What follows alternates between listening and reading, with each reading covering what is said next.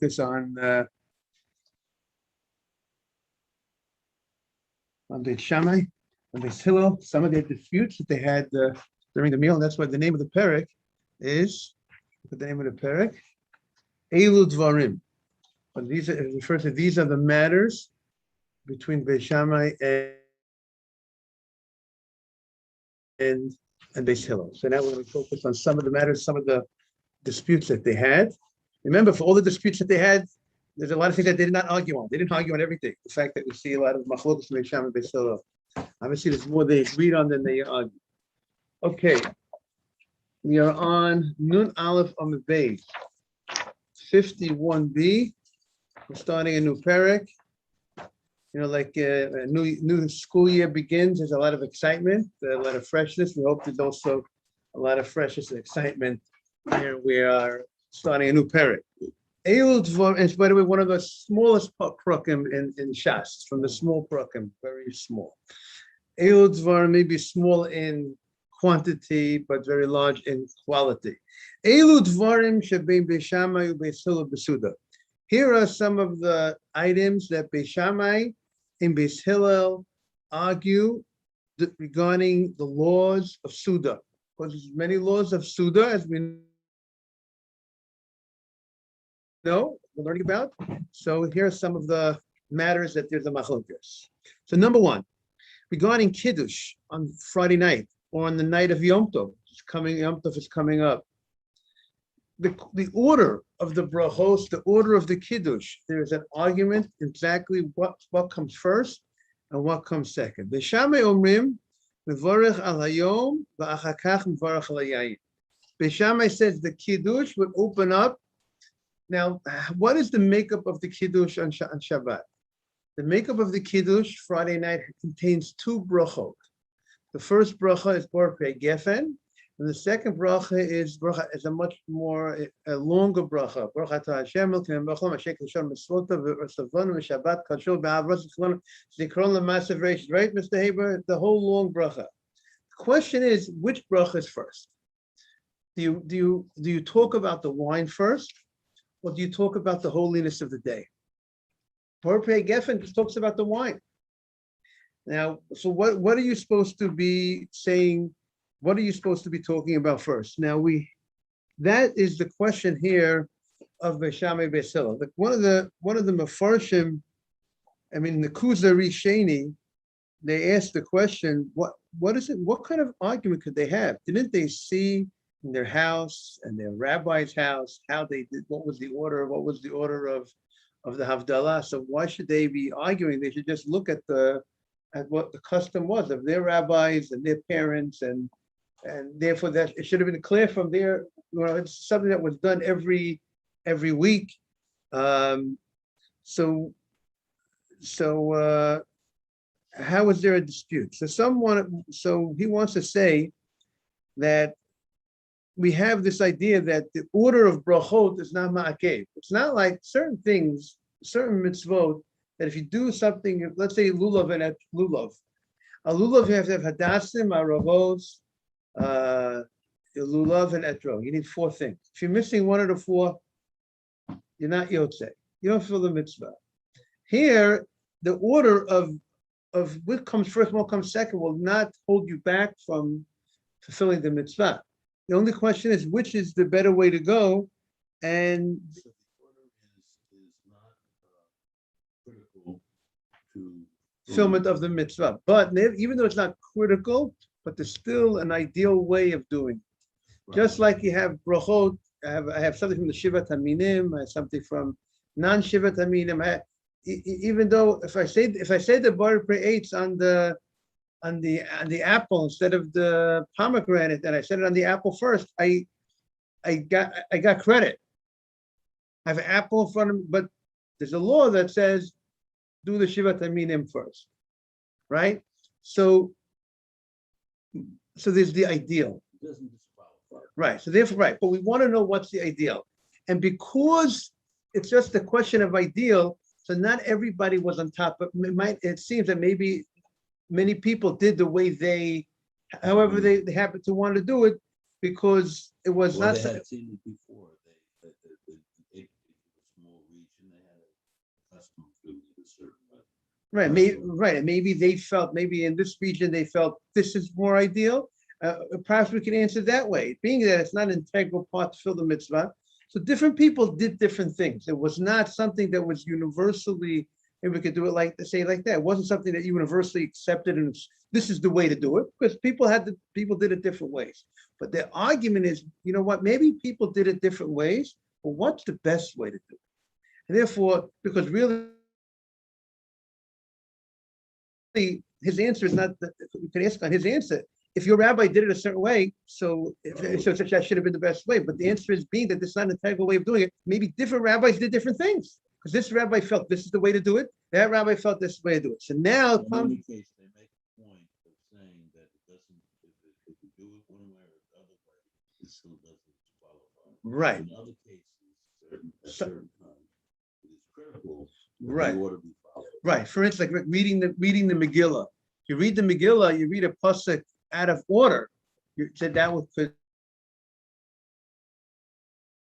disqualify the reading of the Megillah. There's a certain order. So that's what the Gemara says. So, but now we want to know in life, it's not only of, like I quoted from Rabbi Heinemann from Baltimore. It's not only about fulfilling the obligation. It's with Jews, Jews. We want to do it in the ideal way of doing things. Correct. So therefore, that's now for the Gemara saying, what is the most appropriate way to do it? Morning, Shmuel. So the Gemara says, so Beis Shammai omrim mevarech al hayom. Beis Shammai says, you first have to talk about the holiness of Shabbat. When you open up Kiddush, you do not start with a Bar Pei Geffen. How do you start according to Beis Shammai? What do you say? So Yom HaShishi are really psukim that precede the Kiddush. She says you start Baruch Atah Hashem Elokeinu melech haolam asher kiddushanu mitzvotav ratzavanu v'Shabbat kadsho ba'avav ratzavanu zikron l'ma'aser reishis Baruch Atah Hashem, and continued, etc. Baruch Atah Hashem mekadesh Shabbat, and then you say the Bar Pei Geffen. We do it the opposite. We first say Bar Pei Geffen, and then we do the long bracha. Correct? Oh. So that's Beis Shammai says no. You got to switch the order around.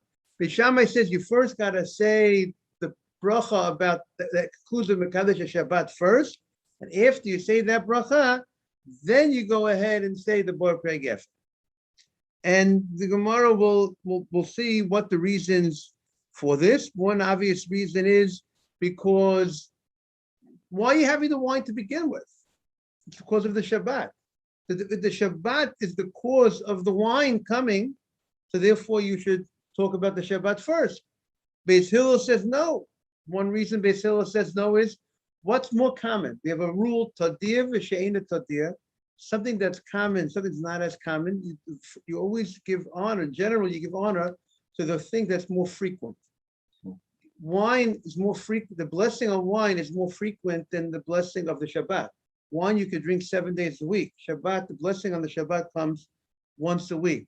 So there, or on Yom Tov, once in a while. So therefore, Beis Hillel says, according to one reasoning of Beis Hillel, you first have to honor, you have to talk about the wine first. So that's Beis Hillel. Beis Hillel says, you open up with Bar Pei Geffen. Beis Hillel omrim, Mevarech al hayayin, v'achar kach mevarech al hayom. Beis Hillel says, you first got to say the bracha on the wine, Geffen, and then you have to go ahead and say on the day. Morning, Morris. Now, that's halacha number one. Halacha number two. We're on Nun Aleph on the base, 51b in the Mishnah. Beis Shammai omrim notlin liyadayim. You go ahead, let's say a guy, you want to have wine before bread, right? You want to drink wine before bread. So what do you do first? You're having wine, and then you want to have bread. Let's say it's like Shabbat, where in more men, we're mandated to say Kiddush first for Shabbat. For Shabbat, in Kiddush ela b'makom suda, you have to first sanctify the day. Only have the right. Only after you have Kiddush, then you have a right to eat, right? So, but on a regular night, let's talk about a regular night. Let's say tonight, you want to have wine and you want to have bread, and you want to have wine before the bread. You have a particular reason why you want to drink wine before you have bread, like that. You want your system to open up with wine first. You don't want to just start with bread. We know if you have bread in front of you and wine in front of you, and you want to eat bread and wine, So then you're supposed to say bracha on the bread before the wine in general. That's why we cover up the challah on Shabbat, because we're saying the bracha on the wine before the bread. But let's say I'm not looking to have either one. I want specifically to have wine before bread. Okay. So now, but I need to wash my hands. I'm going to need to wash my hands for. I'm going to need to wash my hands for the bread, right? We wash the tilat yadayim for the bread. Do I wash my hands before I drink the wine? Do I wash my hands, drink the wine, say a gefen, drink the wine, and then say hamotzi? Or is it more appropriate, like the way most of us do on Shabbat, is we first say bracha on the wine, then after we finish with the wine, we wash our hands, and then we do hamotzi. That is the question. That's what we do. But it's a matter of dispute. Because we follow Beis Hillel. Let's see what the Gemara says. Beis Shammai omrim. Beis Shammai says, Nodlim b'yadayim. You go ahead and you wash your hands first. Ve'achar kach mozgin es hakos. And then you go ahead and you say a borei gefen, and you drink from the wine.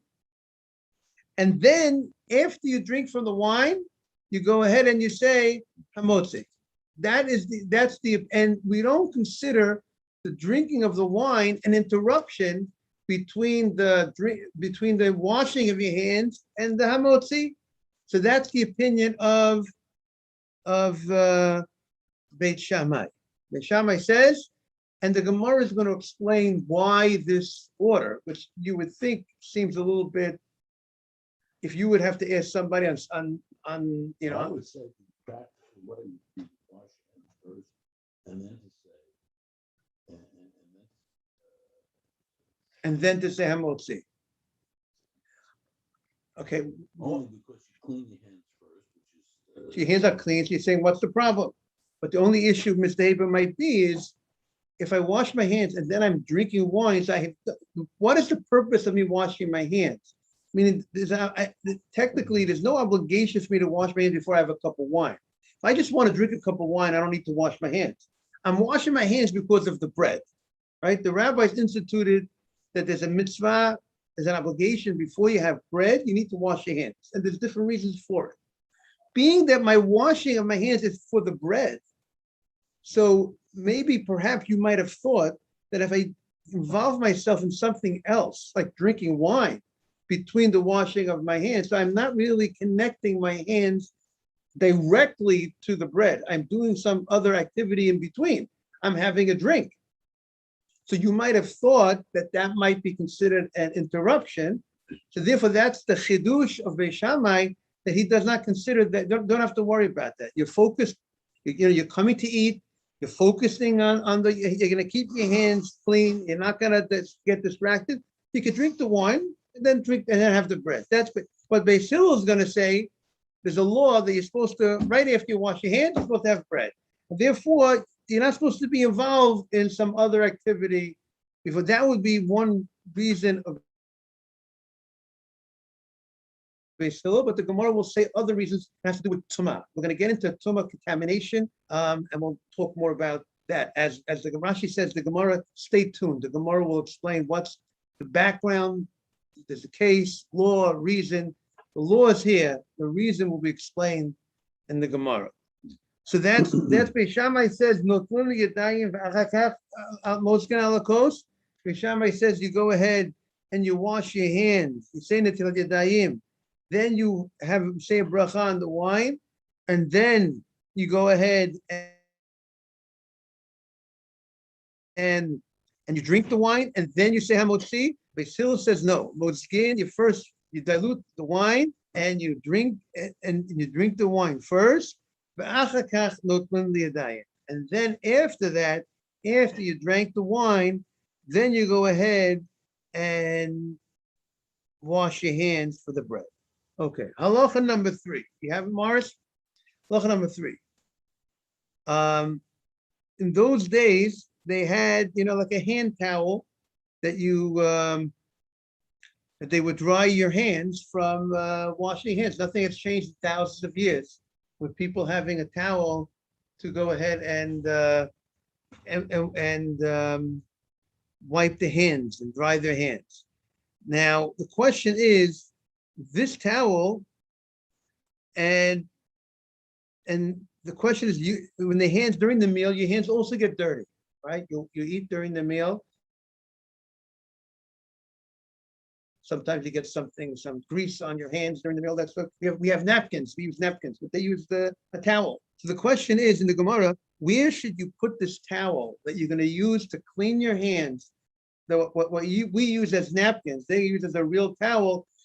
Should you leave it on the table, or do you leave the towel on your chair, on the couch that you're eating on? Where should you leave this towel during the meal? Should you? And the Gemara again is going to discuss. It has to do with tumah, issues of contamination, the water that you dried your hands with that went into the towel, and we'll see how it's going to play out. So that's the Gemara's question over here. Beishamai Omrim. Morning, Avi. Beishamai Omrim, Mekaneach Yodav B'Mapeh. You wipe your hands on the towel, and Umanicha ala Shulchan. You wipe your hands from Natilat Yadayim. You had washed your hands. You place it on the table, and that's what the people will use to clean their hands during the meal. That's what Beishamai says. Yes, so Beit Shammai says use the towel. Continue. Everybody's going to agree you use the towel continually. The question here is, where do you put this towel that you use that you put on the chair or on the table? And the Gemara will explain what's the, to us, it looks like what's the difference, chair or table, but we're going to see, the Gemara will clarify what's behind this machlokas, this dispute. So Beit Hillel Omrim, and Beit Hillel says, Al hakeset. You have to put it on your chair, on the pillow that you sit on, but you do not put it on the table. And we'll have to see. The Gemara is going to have to explain what's the issue. Okay, we'll stay tuned for that.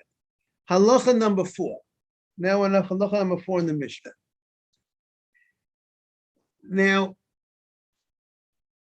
when you eat, we know sometimes you have little pieces of bread that are left over at the end of the meal. And now we also have a law called Mayim Achronim. We wash our hands for Mayim Achronim. We wash our hands with water before we do Birkat HaMazon. The question is, do you need to clean the table from these little pieces of bread that might be on the table? Do you have to, they're leftover. Do you have to clean the table first and then you do Mayim Achronim? Or you're able to do Mayim Achronim before you clean those leftovers? So that's the question of the Mishnah. And Rashi explains, people ate in different places. Sometimes people ate on the ground. Let's like have a picnic. Where do you eat? People eat on a picnic. They eat on the ground. So if you have to clean it, that means you have to clean the ground first. If you hold, you need to clean before say Birkat HaMazon. If you ate on a table, it means you have to clean the table. That's the question here. So Beishamai Omrim, and what's the issue? The issue here is the concern of the water spilling on the food and ruining the food. And that's called Bal Tashchit. You're not allowed to waste food. And when you're dealing with water, and you're washing your hands, and it's common that it might get onto the food. So the question is, do you need to get the food, be concerned for that and get the food off the table first? Or for some reason, Beis Hillel is not concerned. We'll have to see why he's not concerned. Beis Shammai says you got to get that food off you have to make a cleanup first. Because if you don't make that cleanup first, we're concerned about tashchit. You're going to waste the water's going to fall onto the bread. Is that clear? But Beis Hillel says you're all right. You don't have to, and we're going to see, one reason the Gemara is going to say is that Beis Hillel is talking about when you have a waiter who's educated. An educated waiter knows not to leave a piece of a kazayit on the table. He knows that by the time that will be off the table. Well, anything will be left with something very insignificant, and we'll see in the Gemara that's not a concern. We'll see that in the Gemara. So let's see. Beishamai omrim machabdin et habayit. You first have to clean. To clean first before you do the Birkat Hamazon. You should know. Interesting that we have a halacha. All of us, the royal we, that you're supposed to leave food on the table, bread on the table for Birkat Hamazon. Now you might, because you want to show the bracha. You want to show that God gave you, Hashem gave you enough food, that you have enough bread that you have left over. And also another reason maybe is always to leave food perhaps on your table, that if a poor person would come in, you have food to give him. I don't think you need to leave much. I think you just have to show. You have to show the. You have to show the bracha. But we could check that up. We could look up maybe tomorrow. Tomorrow's Friday, but I don't know if everyone's going to be here tomorrow. But I don't know that it says you have to. We'll have to see if it says a specific amount. I don't know if it says that. It's more that you show you have something left over. You have a piece of something left over. It doesn't have to be. Now it could be. But the point is, they don't pick up the bread.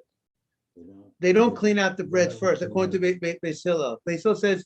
Now again, even the halacha that I'm saying, it would seem that Beis Hillel would agree. Maybe at the time you do the Mayim Achronim, you would not have a large piece of bread on the table because maybe that will ruin it, right? You should go ahead and you should. It's a leftover that you feel. You're showing the blessing that you have. Like after you just have something that it's awareness, self-awareness. You don't eat everything. But that's one. That's a separate Musa idea. But here the idea is to show the blessing. You show that you are blessed. People who are blessed have left over. People who are not blessed, they don't have anything left over. They just have they fit. Therefore, you should be careful to have some food on the table when you go ahead and you say Birkat Hamazon. Have the bread on the table. I always say when they clean up the table, I say put back, leave some bread on the table. I don't want an empty, perfect, clean table when I say Birkat Hamazon. I want some bread on the table. I mean, I say it nicely, I hope, right? But I asked there should be some bread on the table. I mean, a slice of bread, yeah. There should be some bread on the table when you say Birkat Hamazon. You're showing the bracha. Yes. So the question is so. Right, and also there might be an idea. Right. No, it's also moving from one.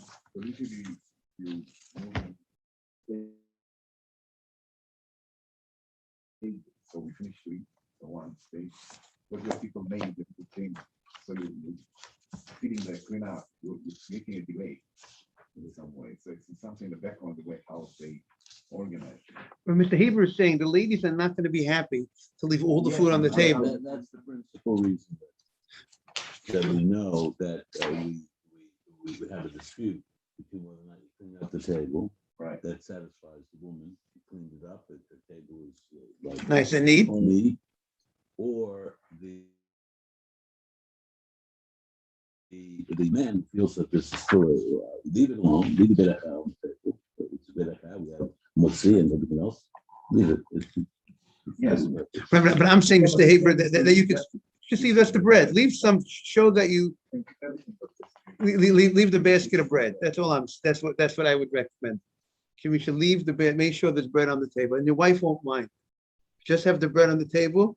Just have something. We'll see more about this halacha about having. It's like if you get a full Right. You think that's Right. Yeah, but you should know that even if you just leave the bread on the table, I know someone once said to me, it's very nice if the table is clean in honor of the Birkat Hamazon too.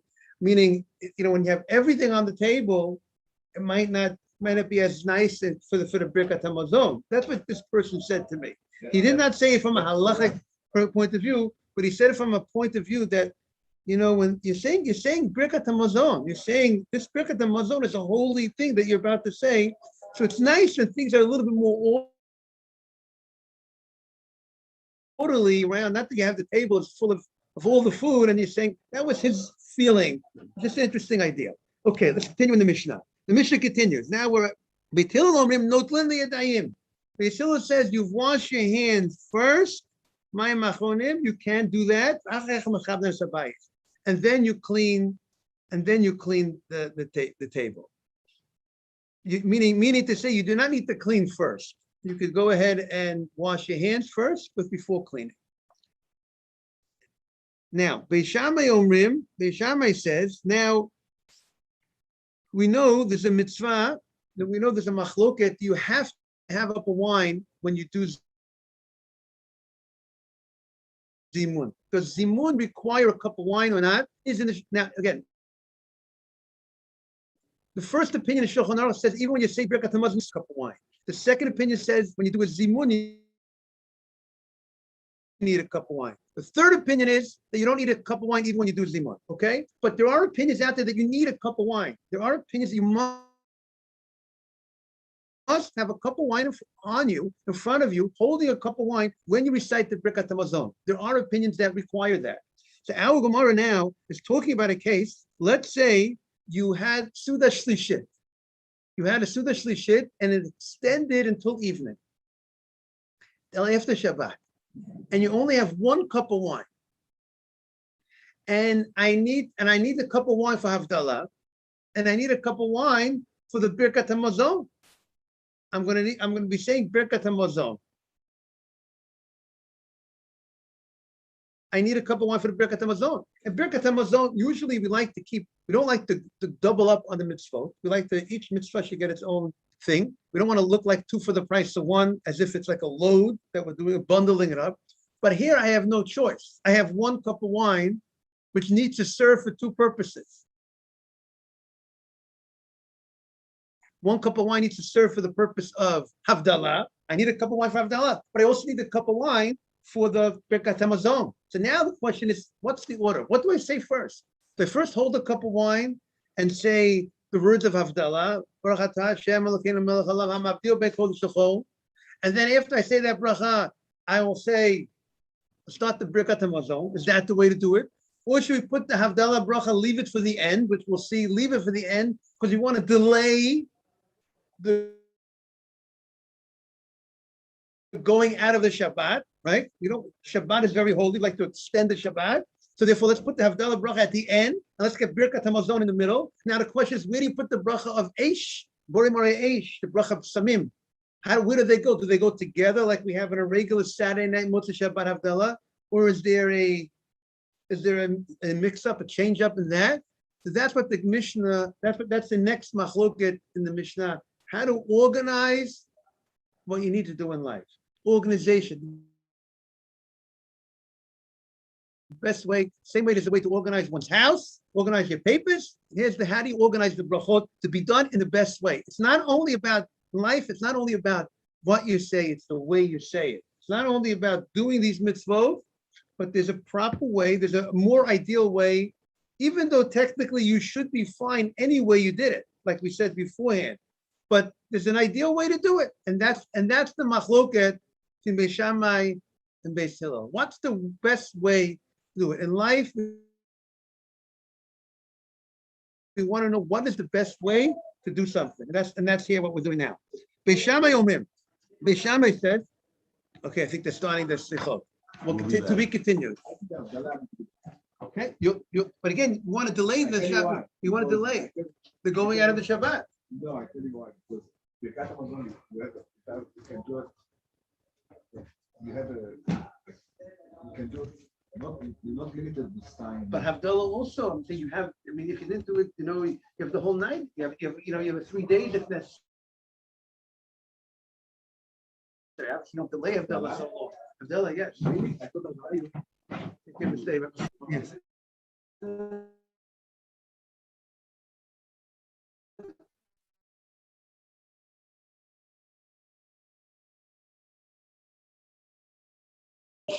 You would say Gomel usually?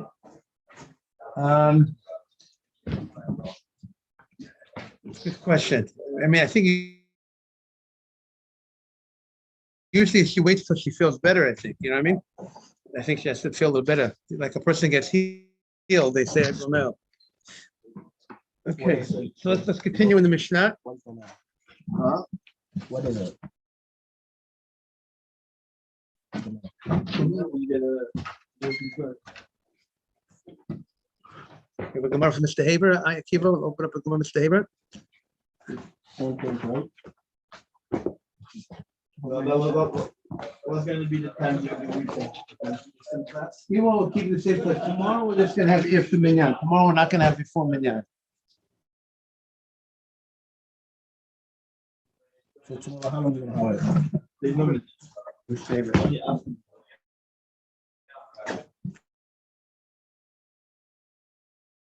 Question before. Akiva, you want to pass me this book over here? Yeah. Said about the importance of having bread on the table. I'm not muted, right? I'm good now, right? Haron, I think I'm good. You fixed it. Thank you very much. We brought up the point based on our Mishnah about the importance of having bread on the table when you say Birkat Hamazon. So the Shulchan Aruch says the following. He says, you do not remove the bread until after Birkat Hamazon. That's what he says in Shulchan Aruch. And then the next halacha says, if you do not leave bread on the table, you don't see a bracha. Sima bracha. But he didn't quantify it. He didn't say, leave all the bread. The bread you leave some of it. Right. He didn't. Right. He says you have to leave bread. Now the question is, how much bread you need to leave? The Chafetz Chaim said you should leave enough bread that if a poor person will come, you have food to give him. That's how much bread you should leave him. So how much is it? It's a piece of bread. It's not. You don't need to leave a whole bread. You leave something, which seemed to this opinion would mean something of that you could give a poor person. Good morning. What do you give a slice of bread? You don't want to give a poor person a little nothing. Right. Based on the new Mishnah, the new parrot. You give the person something that. What would you give a poor person if he comes to knock on your door? A piece of bread. So that should be at least the kazayit bread, at least something of something. I've seen the synagogue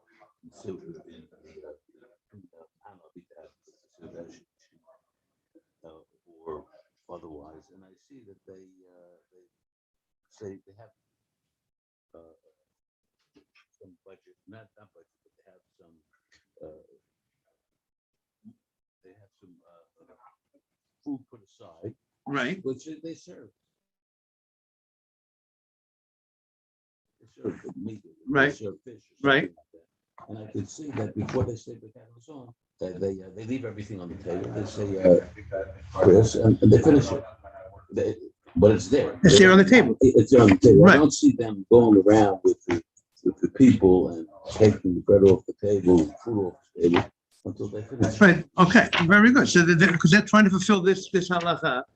Now, so what is it? What is it in the Yalkut Yosef? Good morning, Yosef Atzadik. Listen to what he says. He says you have to leave something. Good morning. And he says that it's good practice to remove from the table some of the plates that have leftover food. Meaning we spoke about that before, because it's honorable for the Birkat Hamazon that the table is not dirty, so to speak. So when the women want to clean up, it's maybe a nice thing that it should look nice for Birkat Hamazon, but it has to be bread left on the table. What I found interesting that he says is, l'chatchila, it's best to leave the salt on the table also.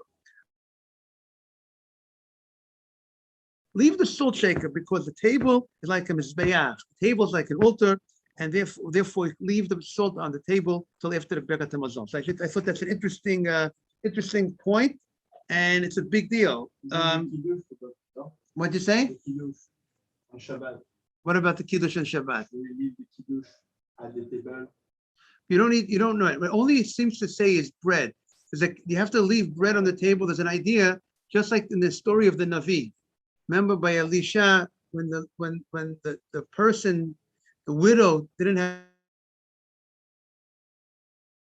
money. She said, "What do you have in your house?" I got some oil. So from the oil, she poured the oil into the pot, and the oil kept on pouring. You need to, when you have something, then the bracha flows from that thing. But you shouldn't start with nothing. You should have something that the bracha should be on top of. And that's how they say. Again, there's two reasons why you should leave bread on the table. One reason, we're worried about the poor man. You should have bread on the table. Don't just eat everything up and not leave anything and leave nothing for the poor person. And the other reason is to show the God gave you. Show you Hashem gave you a blessing. How do you show God gave you the blessing? But look, you have something left over. Okay, and then by the way, this week's parasha connects perfectly. Today's reading of the Torah is Kisavo. What is Kisavo talking about? Bring of Bikurim, the first fruits. You come to the land of Israel, God gave you land, the guy gave you products. What do? You bring some of the first fruit, you give you thank you, you show you how correct that tov.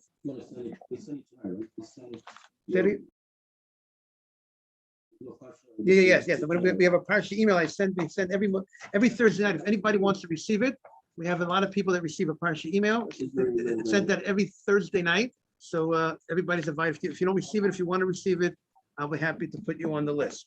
And if you can.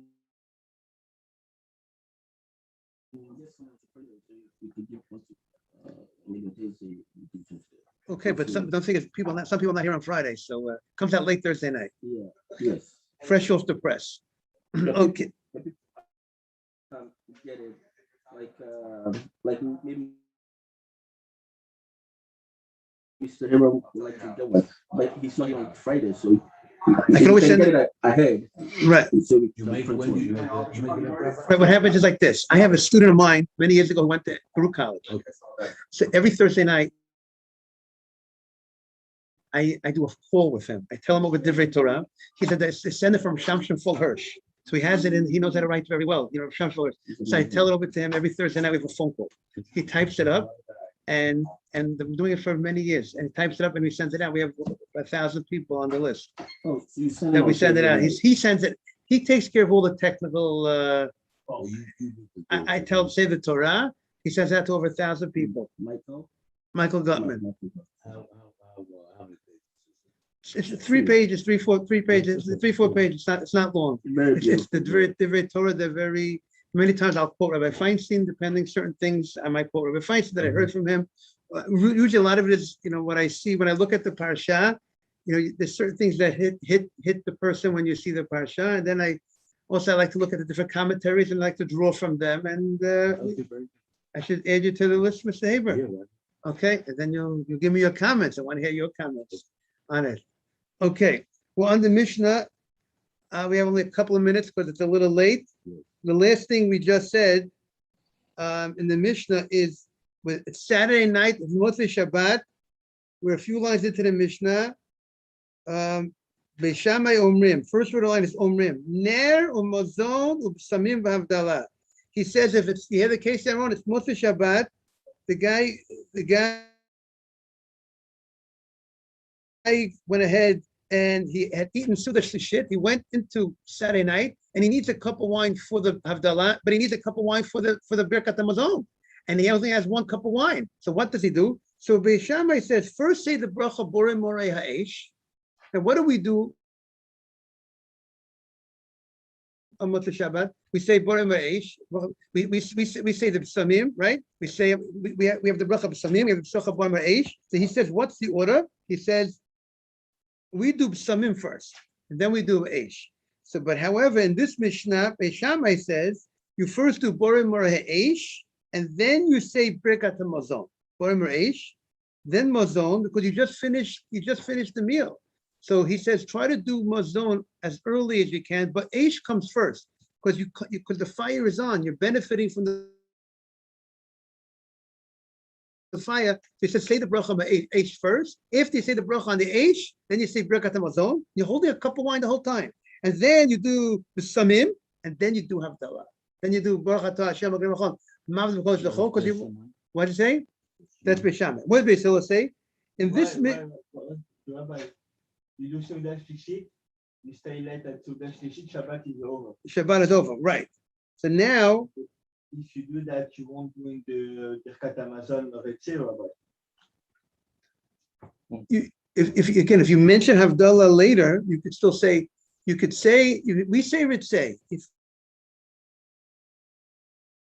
Let's say you had a meal Saturday night, and say you started Sudash Shlit and extended into the night, you'll still say Ritzeh. You will say Ritzeh in the Birkat HaMazon. If you didn't have Havdalah yet. You didn't do Havdalah yet. You say, why? Could you do the Eish? because you're saying because you did ha'esh, you said a bracha on the eish. You see, the question would be, if the bracha of the eish, you see, we know if you daven arvit, let's say a guy forgot to say Birkat HaMazon. He ate to the shlishet and he davened arvit. And in arvit, he said Atachan Antanu. So once you said Havdalah and arvit, then if now you're going to go back and say Birkat HaMazon, you will not say Ritzeh. Just Without Ritzeh. But here, he didn't say Havdalah yet. He's saying Havdalah at the end. He's saying Havdalah at the last thing. So the question would be, since he didn't say Havdalah yet, could be he would be able to say Ritzeh. He's only saying Havdalah at the end. So again, so what does he say? So that's Beis Shammai. Beis Shammai says, the only thing is, he must have said Hamavdil ben Kodesh L'chol in order to light the fire. So then, therefore, he should have. Then maybe he would lose Ritzeh because he already said Hamavdil ben Kodesh L'chol. But you wouldn't have been able to light that fire unless you said Hamavdil ben Kodesh L'chol. So now, but what does Beis Hillel say? Beis Hillel says no. First, Nerub Samim, you put the Borei Mora'ish and the Samim next to each other. They're both coming because of the Shabbat, because after Shabbat is over, and that's why you're having the Havdalah candle. You know, mostly Shabbat, Adam Arisha brought fire from the rocks. So you're saying, therefore, he said you have to put Samim and Ner together. Interesting, he also says Ner is first, Amarish is first, but we know we do Samim first. And then after you do Ner and Samim, then you do Mazon, and then you do Havdalah. Then you do Birkat HaMazon, and after you do Birkat HaMazon, then you do the bracha of Havdalah. So again, this shows you the importance of delaying the Havdalah. We find a similar thing. Now again, generally, when it's time to say Havdalah Motzei Shabbat, you should say Havdalah. Don't say I'm going to do Havdalah later, right? You should say, okay, I'm going to get busy with other things. But when I need to say certain things, I have certain things to say. I have to say Samim, say Eish. So if I'm doing that, say the words of Havdalah later. Delay the declaration that Shabbat is over. Similarly, by counting Sfirat Omer in the synagogue. What do they do? I mean, I know about Ashkenazim, in the synagogues that say Havdalah Motzei Shabbat, many synagogues, but I don't know if they, you're supposed to also say Havdalah Saturday night in the synagogue, correct? They do.